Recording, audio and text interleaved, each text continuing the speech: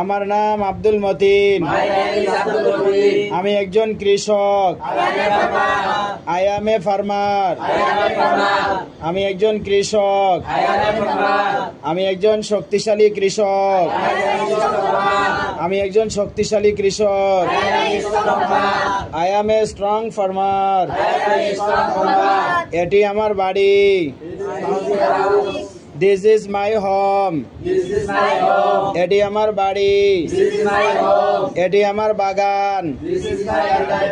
This is my garden. এটি আমার বাগান। আমার বাড়িটি বড়।